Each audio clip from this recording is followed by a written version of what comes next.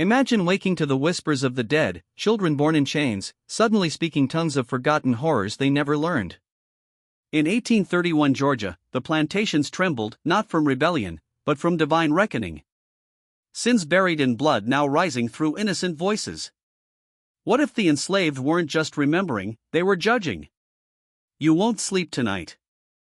In the sultry haze of 1978 Savannah, where the air hung heavy with the scent of salt marshes and decaying magnolias, County Clerk Martha Hayes pried open a forgotten cabinet in the bowels of the old courthouse. The building, a relic of antebellum grandeur with its cracked marble floors and wrought iron balconies shrouded in Spanish moss, was undergoing a reluctant renovation, peeling back layers of water-stained wallpaper and termite-riddled beams. Hayes, a no-nonsense woman in her 50s with calloused hands from years of filing away the South's secrets, expected nothing more than moldy deeds and faded tax rolls. But as she tugged at the warped wood, a sealed leather-bound ledger tumbled out, its waxed cover cracked like aged skin, preserved against the relentless humidity that devoured everything else. She flipped it open under the flicker of a bare bulb, dust motes dancing in the beam like restless spirits. The pages weren't the usual drudgery of crop yields or slave inventories tallied like livestock. No, these were crimson-inked entries, stark and urgent, spanning 1831 to 1834. Each one chronicled a nightmare: enslaved children, born on Georgia's blood-soaked soil, fluent in English and an arcane African dialect they'd never been exposed to. No tutors, no voyages across the Atlantic's cruel expanse, these were American-born souls, their tongues twisted by knowledge that defied the chains binding them. But the true horror lurked in the appended medical reports: 7 children, aged 4 to 9, subjected to probing examinations. They read and wrote in both languages, exhibited synchronized behaviors, refusing English in sacred spots, wailing in agony when parted from their kin, and whispered of visions, places, and atrocities no child could conjure. 14 names etched in fading quill, 7 scrutinized under the cold gaze of physicians, 7 vanishing like smoke before the ink dried. Georgia's officials, those pillars of Southern propriety in their starched collars and powdered wigs, documented it all with bureaucratic precision, then sealed it away, a Pandora's box of divine unease. Why? Because in the Bible's shadowed verses, from Job's lament to Revelation's seals, secrets like these herald judgment. Somebody knew. Somebody always knows when the sins of the fathers echo through the veins of the innocent. Divine retribution doesn't whisper, it screams in tongues unspoken. This tale isn't mere history, it's a spiritual reckoning, a mosaic of guilt and grace, where the plantation's unholy foundations crack under the weight of inherited sin. If shadows of the past chill your soul, subscribe now, hit that bell, because as we descend into Georgia's haunted underbelly, the line between memory and miracle blurs into something biblical, something that questions if redemption is possible when the dead demand their due. Enter Eliza Thorne, a resilient spirit from Philadelphia's Quaker circles, arriving in Savannah in the sweltering spring of 1831 with her husband, Dr. Theodore Thorne. Theodore, a man of science with wire-rimmed spectacles perpetually fogged by the Georgia steam and a beard streaked with premature gray from Boston's failed clinics, had secured a post as county medical examiner. It promised salvation from their mounting debts, crushing loans from failed investments in abolitionist pamphlets that never sold, whispers of scandal from Theodore's outspoken views on human dignity. Savannah beckoned with its promise of reinvention, a salary plump as a ripe peach, a rented townhouse on Whitaker Street where the Ogeechee River's brackish breeze whispered through lace curtains. Eliza, with her ink-stained fingers and a satchel of blank journals bound in calfskin, chronicled their odyssey. Her early entries evoked a city of spectral beauty and moral rot, cobblestone streets lined with live oaks dripping moss like funeral veils, grand mansions glowing under gas lamps fueled by cotton fortunes, yet shadowed by auction blocks, where families shattered like brittle glass. The air tastes of salt and sorrow, she penned one twilight, her quill scratching against parchment as cicadas screamed their nocturnal hymns. Elegant ladies in silk promenade arm in arm with gentlemen whose wealth drips from the lashes of the whipped. I witness mothers clutching babes on those cursed platforms, eyes hollow as tombs, while bidders prod flesh like market fruit. Theodore urges adaptation, but how does one adapt to hell's architecture? The Bible speaks of Babylon's fall for such iniquities, surely this splendor is built on sand. Their home was a narrow federal-style affair, its facade painted oyster white, with high ceilings to trap the heat and a rear courtyard where Eliza planted rosemary and thyme, symbols of remembrance and courage in her herbal lore. Theodore's duties plunged him into the plantation's underbelly, certifying property for labor, quelling outbreaks of cholera that swept through quarters like divine plagues, documenting the twisted limbs and scarred backs that spoke of man's inhumanity. Eliza noted his erosion. He returns at dusk, coat reeking of sweat and despair, his hands trembling as he washes away the day's sins. Last night, he confessed treating a girl of 10, her back flayed open for insolence, a word she dared speak against her taskmaster. He stitched her wounds, but the infection festers in his soul. Psalm 137 haunts me. How shall we sing the Lord's song in a strange land? Savannah pulsed with contradictions, a port city where clipper ships unloaded silks from China and spices from the Indies, their holds once crammed with human cargo. Social whirlwinds engulfed the thorns, soirees in chandelier-lit parlors where talk of secession simmered like gumbo, church revivals under tented revivalists preaching fire and brimstone, yet ignoring the brimstone beneath their feet. They employed 2 enslaved souls, arranged by their landlord Lydia, a midwife in her 30s with eyes like polished obsidian, and Clara, a laundress whose seams wove threads of melancholy. Eliza grappled with complicity. Lydia hums melodies in a cadence foreign yet familiar, like echoes from Genesis' Tower of Babel. When queried, she murmurs of grandmother's gifts, words without meaning, yet laden with weight. I am mistress here, beneficiary of bondage. Lord, forgive us our trespasses, as we forgive, but how, when forgiveness demands justice? The coastal sea islands, those emerald barriers against the Atlantic's fury, bred a unique torment. Rice paddies flooded like Noah's deluge, cotton fields vast as Egypt's plagues, where malaria gnawed bones and yellow fever painted skin jaundiced gold. Enslaved communities clung to fragments of West African heritage, Gullah dialects blending Sierra Leone rhythms with Angolan cadences, spirituals invoking ancestors like Old Testament prophets. But what Eliza would unearth transcended cultural echoes. It was a supernatural inheritance, a biblical vessel of collective guilt, where sins of slavers imprinted on the innocent, demanding atonement. The city's opulence masked its rot. Banks with Doric columns built on auction profits, squares where fountains babbled over buried graves of the unnamed. Eliza wrote prophetically, we dine on porcelain bought with blood money, tread carpets woven by unfree hands. Isaiah warns of nations devouring their own. How long before this edifice crumbles under divine wrath? The air hums with unrest, as if the ground itself remembers the chains. Theodore's access unveiled the system's bowels, breeding sheds where women birthed future commodities, whipping posts stained crimson, fields where overseers cracked whips like pharaohs. Taskmasters. His journals, archived in Philadelphia's abolitionist vaults, catalogued horrors, rickets twisting young limbs, dysentery claiming lives in fetid quarters, untreated fractures healing into deformities. Privately, he confessed to Eliza, I patch their bodies, but their spirits accuse me. Ecclesiastes speaks of vanity, yet this is vanity laced with venom. I drink to dull the visions, but they persist.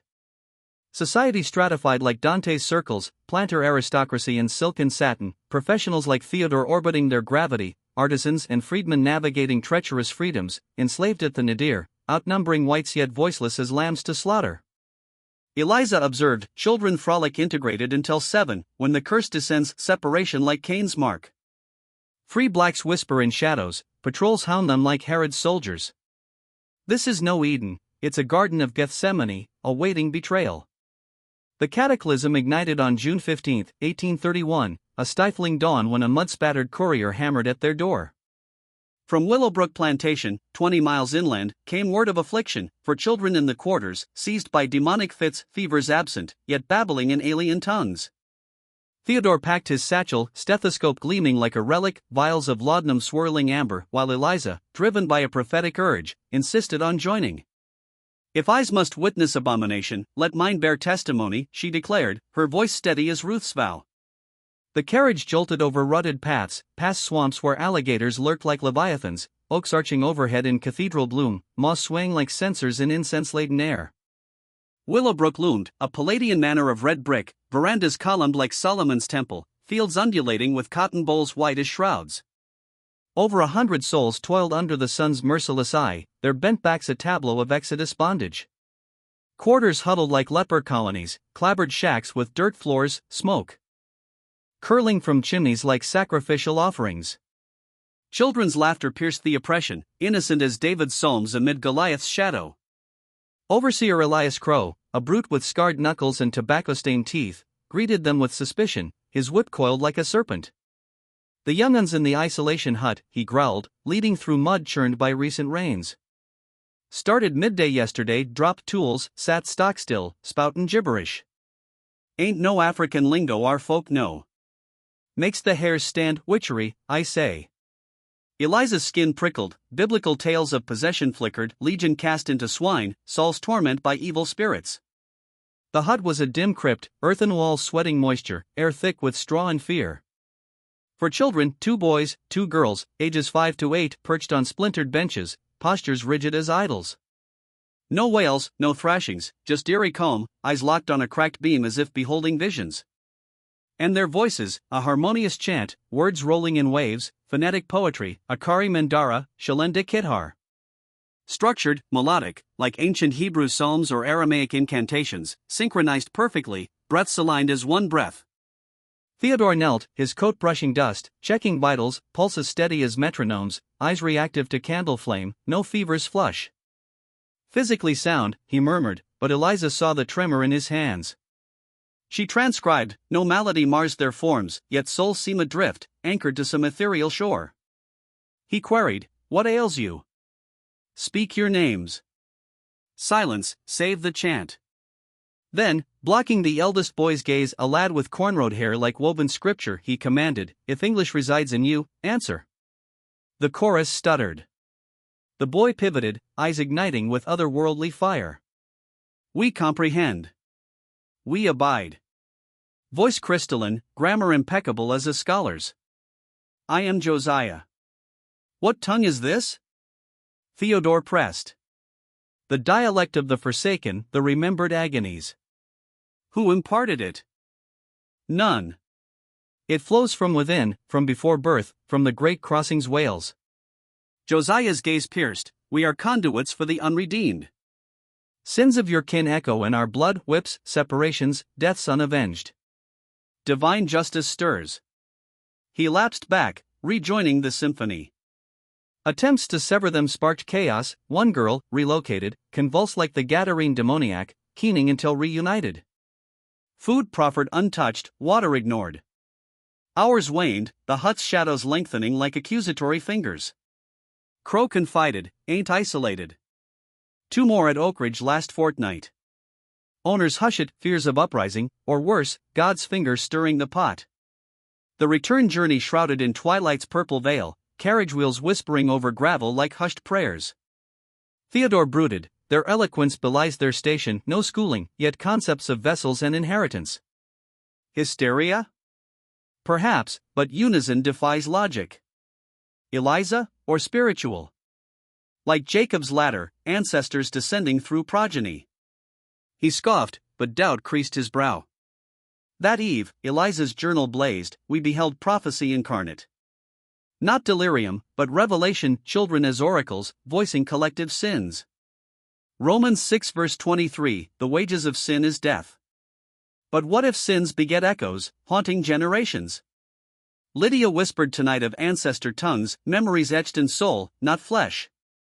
White chains break bodies, but spirits endure, speaking through the pure. Is this redemption's dawn, or retribution's storm?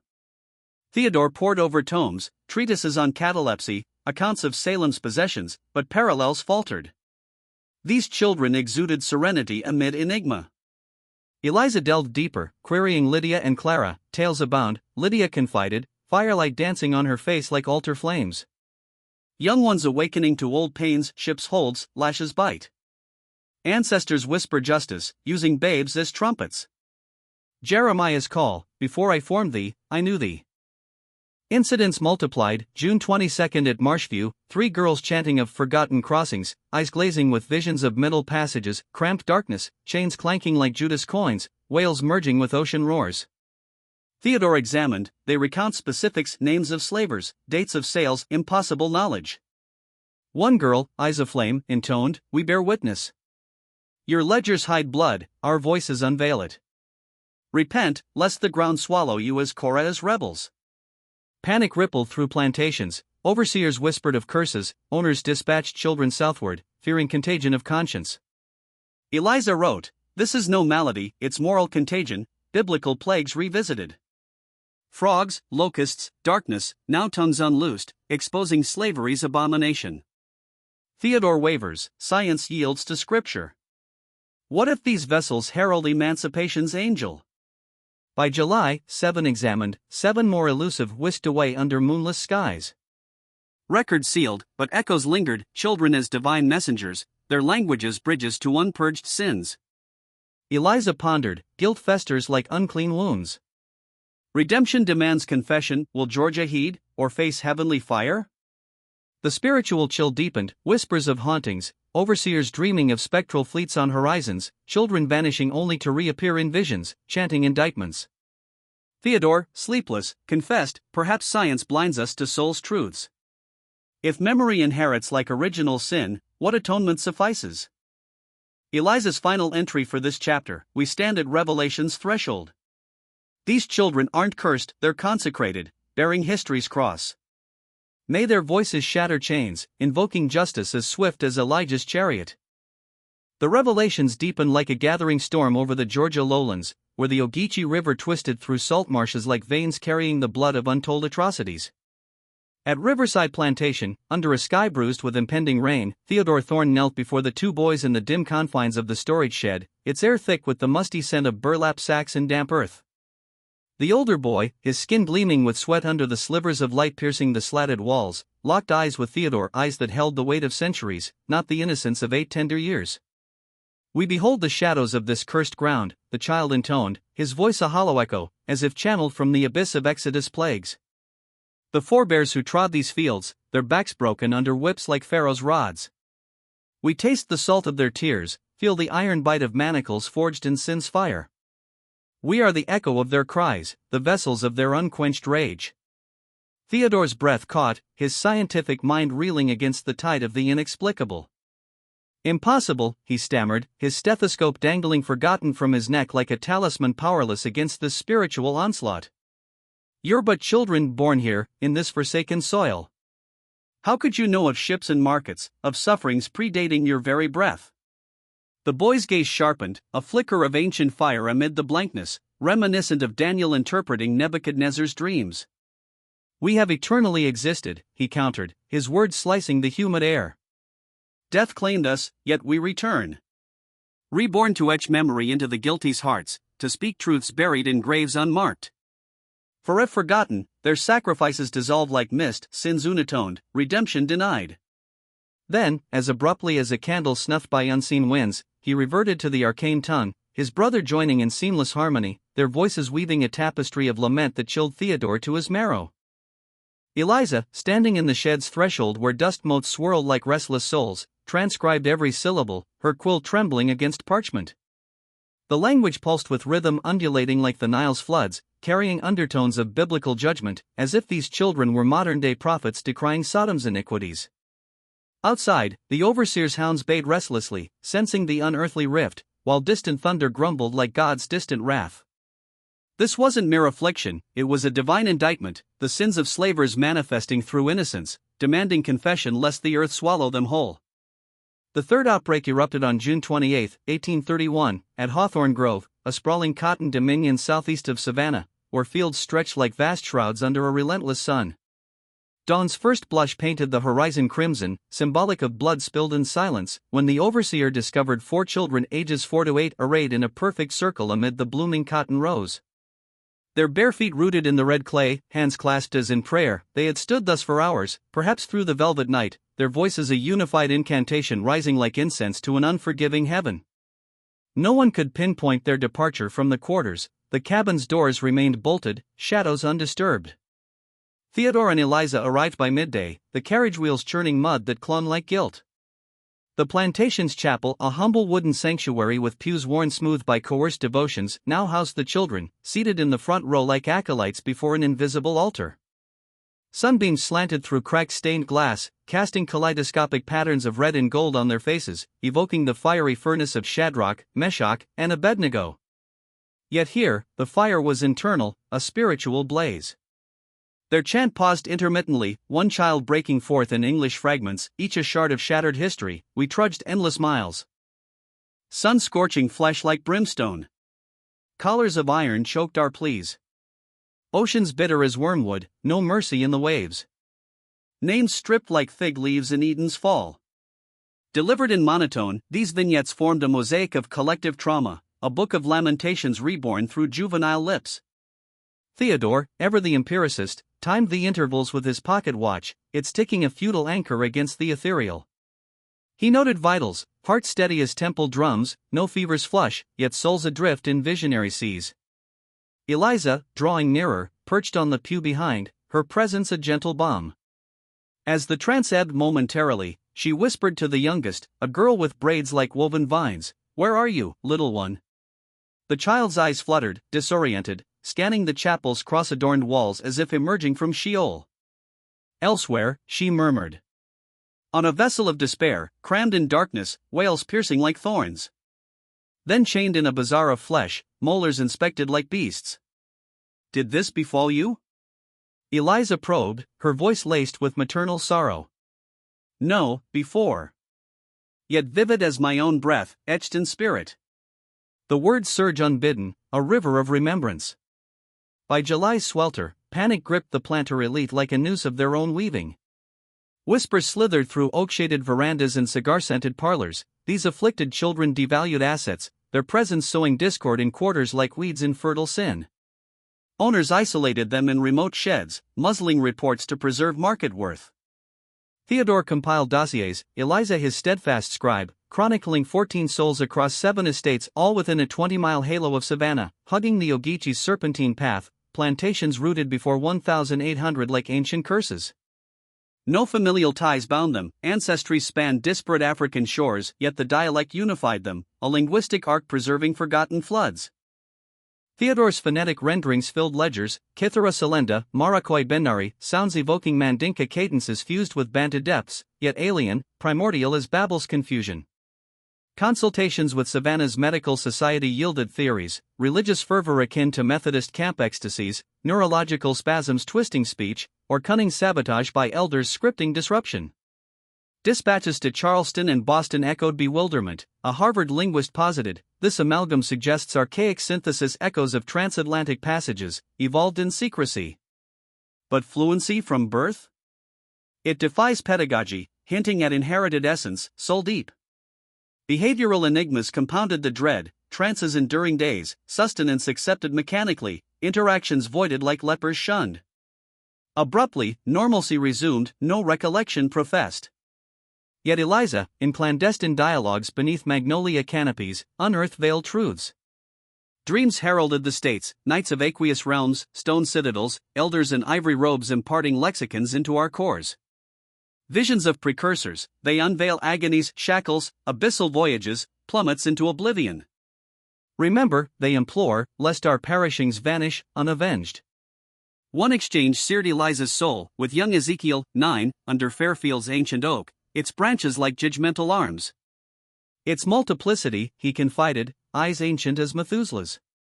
I am Ezekiel, yet legions, feeling their lashes, seeing their separations. The tongue awakens latent, a divine spark. Frightening, she queried. Dual-edged, companionship in vastness, yet pain suffocates, screaming through syllables. Sins demand voice, we are their trumpets. Eliza wept inwardly, invoking Job's trials. Why must innocence bear ancestral crosses? Theodore dismissed as trauma-forged fantasy, yet doubt nod. Rationality mandates explanation, he insisted, but Eliza countered, scripture abounds in mysteries, Elisha's mantle passing, sins visiting. Generations. What if memory transcends flesh, a spiritual inheritance? August brewed crisis, owners clamored for cures, some accusing Theodore of abolitionist meddling. A Charleston specialist, Dr. Elias Hawthorne, versed in racial neuropathies, was summoned, his pseudoscience deeming Africans prone to primal delusions. Theodore abhorred it, yet yielded to protocol. Examinations slated for August 22 at Marshview, but fate, or providence, intervened. On August 17-18 switching hours, 4 vanished, Miriam from Willowbrook, Ezekiel from Fairfield, siblings Leah and Isaac from Marshview. Quarters bolted like tombs, no breaches, yet mats empty at dawn. Mother's wails pierced the mist, patrols unleashed, hounds baying futilely, trails looping into nothingness like Ecclesiastes' vanities. Sheriff Harlan Vance interrogated the thorns at home, his badge glinting under lamplight like Judas silver. You've probed them all, perhaps incited flight?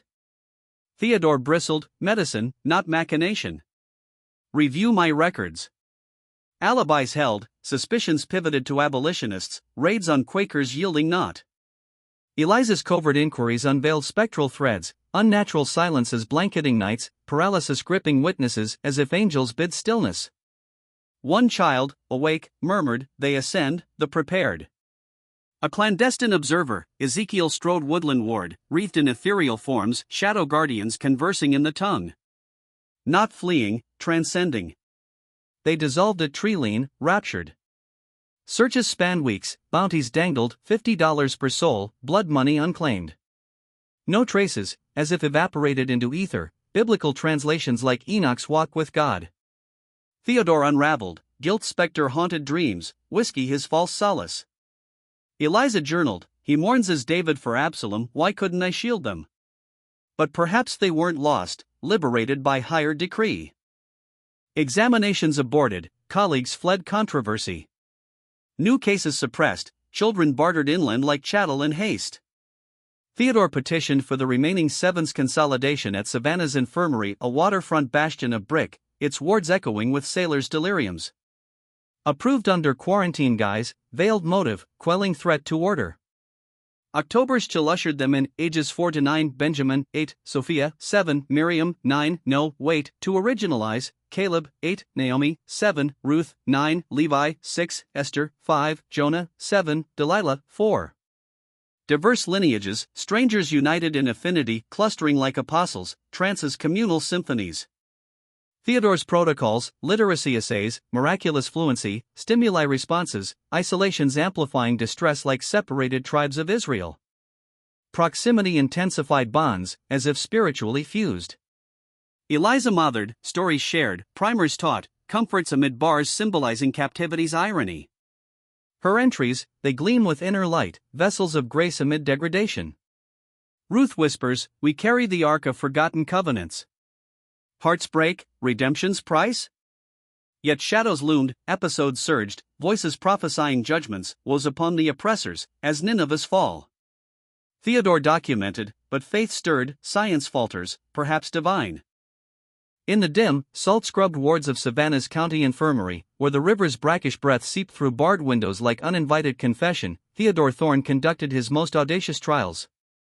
October's chill had settled into the brick walls, carrying the faint rot of lowcountry marshes, yet the 7 children isolated from Plantation's whips radiated an otherworldly calm. Theodore, spectacles fogged from the perpetual humidity, presented them with volumes from his Bostonshire library, anatomical treatises bound in calfskin, Wordsworth's lyrical meditations, Swift's satirical voyages in Gulliver's Travels. He sought to probe the boundaries of their anomalous gift. The results pierced like divine irony. These children, forbidden by Georgia law from literacy, statutes etched in fear of rebellion, devoured sentences with precocious ease. Elizabeth, 9, traced lines in Theodore's gray anatomy text, naming bones and vessels with clinical precision beyond her years, as if dissecting cadavers in some spectral academy. Samuel recited Wordsworth's Tintern Abbey, his young voice capturing the poem's contemplative ache, eyes distant as if beholding ruined abbeys across an ocean.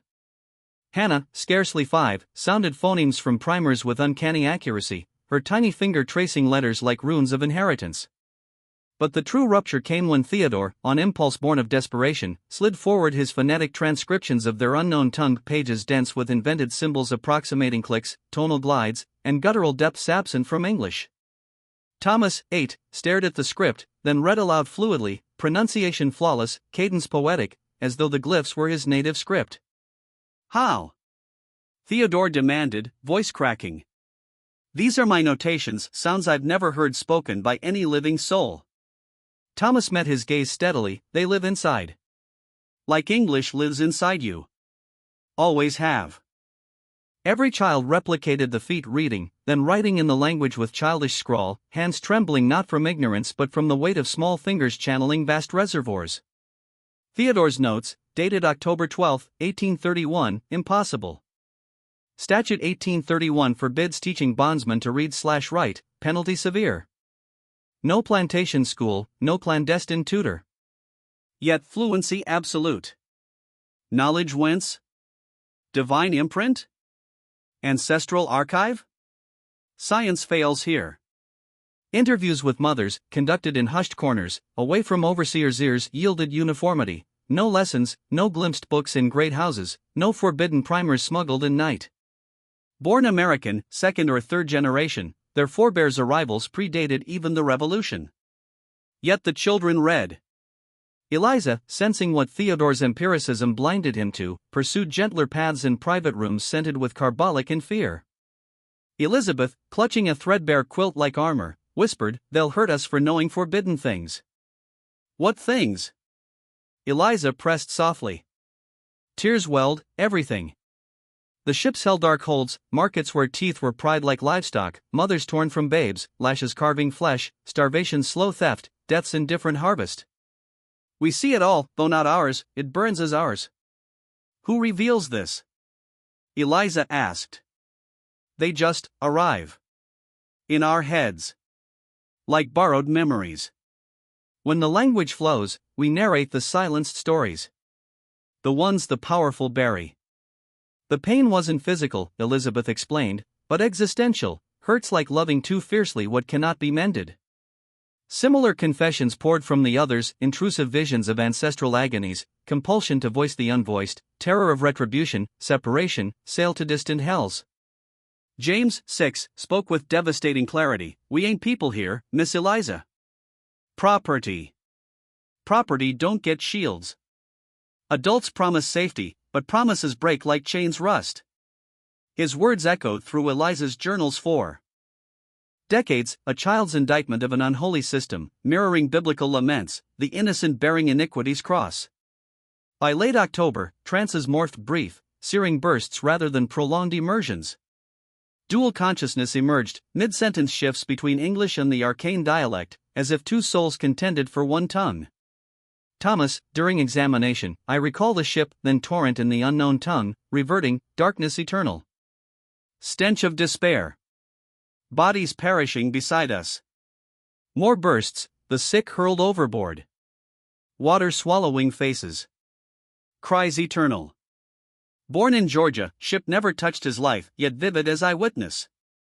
Mothers confirmed, no crossings in lineage. Theodore rationalized, overheard tales from elders, false memory amplified by trauma. Eliza challenged, details too precise, odors, visuals, sensations. Not folklore, lived horror.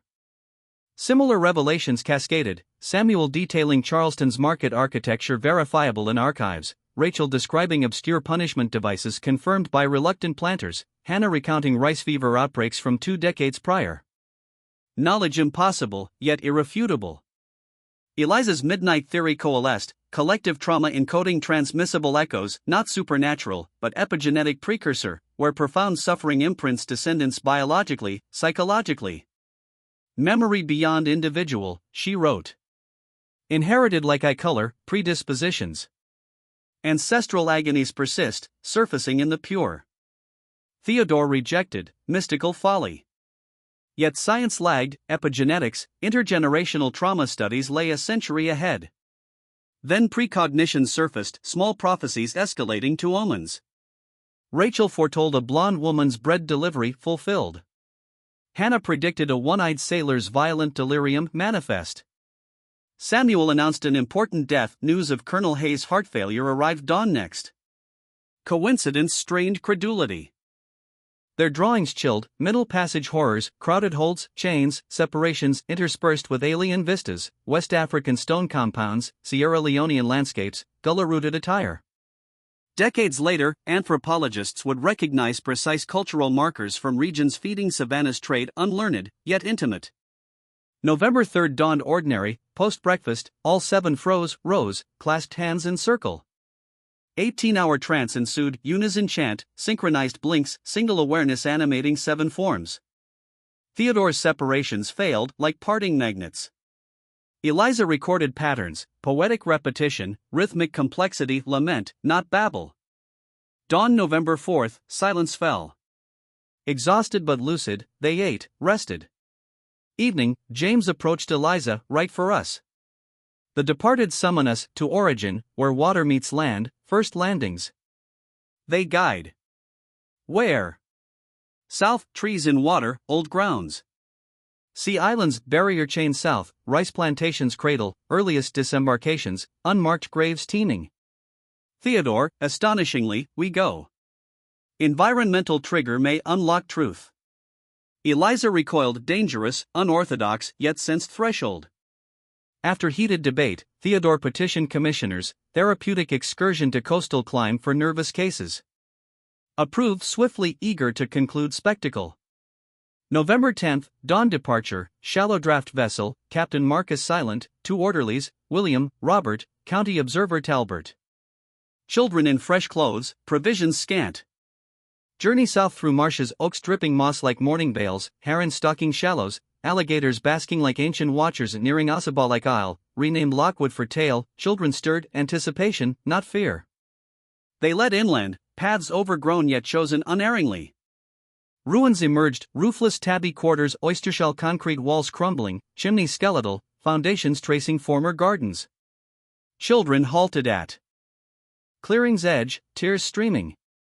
Then unison speech, not chant, but polyphonic dialogue, overlapping voices, urgent exchanges, pain, fury, loss, resolve. Eliza journaled, not children speaking. Instruments for multitudes. Ancestral chorus demanding audience. They moved through ruins ritually, touching walls, tracing earth patterns, positioning at former structures in circle.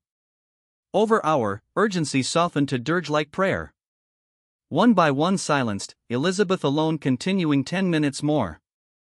Then profound quiet, even birds hushed. In that stillness, legacy of sin confronted its inheritors. The ground itself seemed to exhale centuries of buried grief, awaiting acknowledgement or judgment. The clearing on Ossabaw's forsaken edge held its breath. Even the insects ceased their eternal drone, as if creation itself paused to honor what unfolded. Then, like marionettes whose strings were gently severed, the 7 children folded, Abigail first, knees buckling softly, then the others in quiet succession. No cries, no convulsions, only the soft thud of small bodies meeting earth, sitting where they stood amid the tabby ruins. Theodore lunged forward through tall grass that whispered against his trousers like accusing fingers. Eliza followed, skirts catching on brambles, heart hammering with dread and awe. They knelt among the children, checking pulses, lifting eyelids, murmuring names: Caleb, Naomi, Ruth, Levi, Esther, Jonah, Delilah, like prayers against the encroaching dusk. Breathing steady. Eyes open, but clouded, as though souls lingered elsewhere a moment longer. Abigail, the youngest at 4, lifted her gaze to Eliza. Ancient knowing swam in those infant eyes, the same fathomless depth that had unnerved physicians and overseers alike. "We told them," she breathed, voice fragile as dried palm frond. "We spoke their stories. Now they rest." "Them?" Eliza whispered, cradling the girl's damp cheek. "Who rests, sweet one?" "The ones who perished here.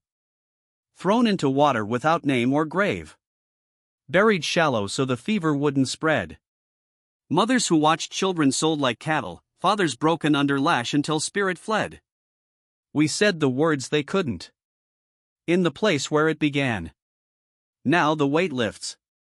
They sleep." Robert Talbot, the county observer who had shadowed them like a reluctant sentinel, stepped from the tree-lean, face flushed crimson beneath his starched collar. "This is farce," he barked, voice cracking the sacred quiet. "Someone coached these pickaninnies.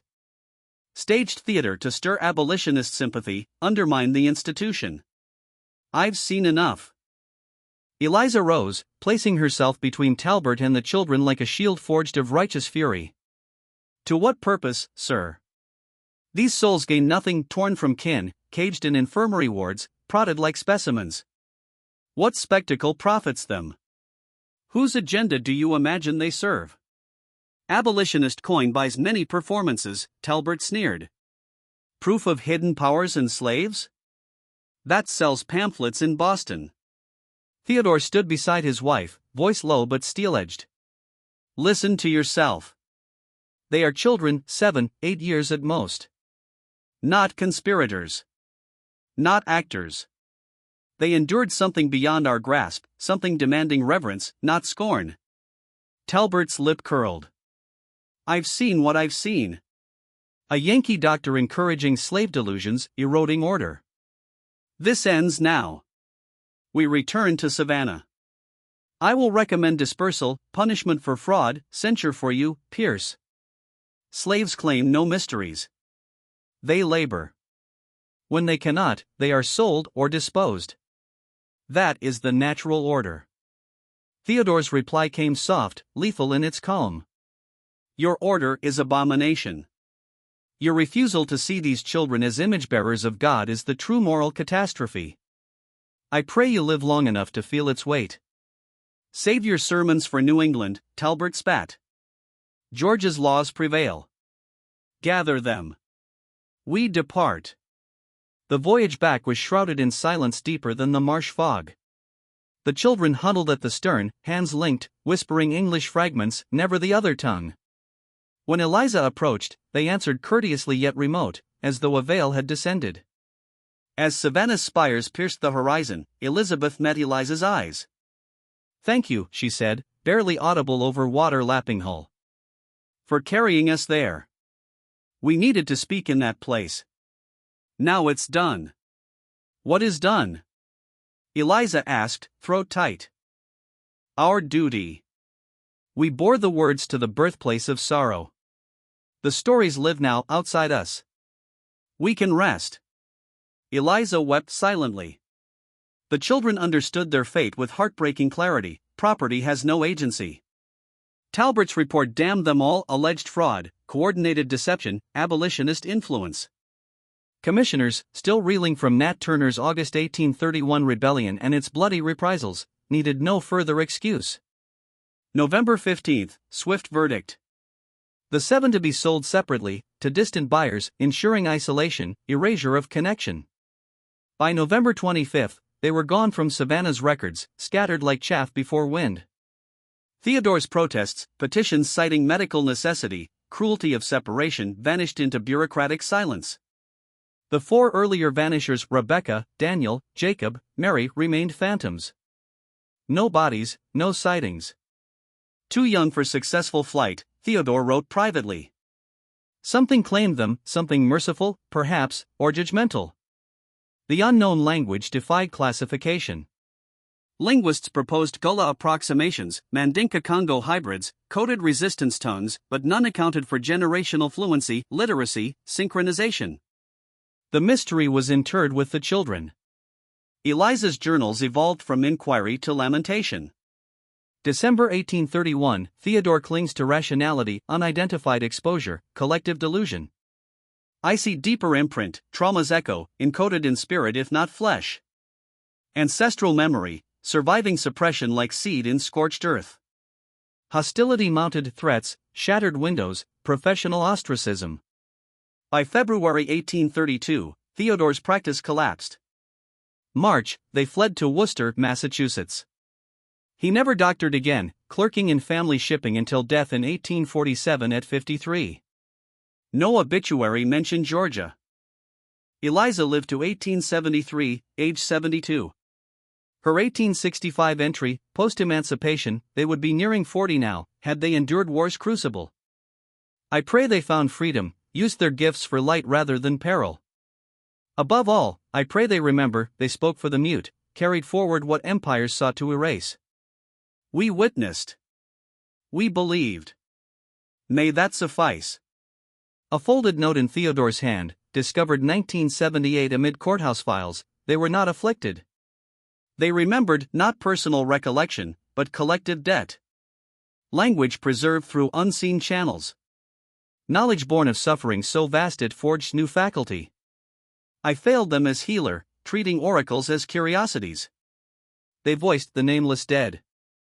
For that, they were scattered. If justice exists, their echo endures. Some agonies demand eternal witness. The phenomenon ceased. No further coastal reports surfaced. Ossaba's Lockwood Grove ruins yielded, in 1990's digs, unmarked graves, dozens, spanning 1750s, early 1800s. Nameless. Unmourned. Except, perhaps, for one November day when 7 children became their chorus. Martha Hayes, uncovering the files in 1978, reflected in 1985, 30 years with records, countless enigmas. But those pages haunt differently. Not what they contain, what they imply. Entire lives reduced to marginalia. Children who spoke truths too dangerous to hear. What became of them? Did anyone ever listen again? That question lingers like marsh mist. The children spoke 2 languages. One imposed by chains. The other preserved by unbreakable will. One served empire, the other indicted it. For a season in 1831, the silenced found voice, then were silenced anew. Yet archives endure. Journals persist. Echoes refuse oblivion. If buried truths stir your soul, if you hunger for histories that challenge every comfortable lie, subscribe now. Turn on notifications. Share this with those unafraid of the past's sharp edges. Because some stories aren't meant to comfort. They're meant to awaken.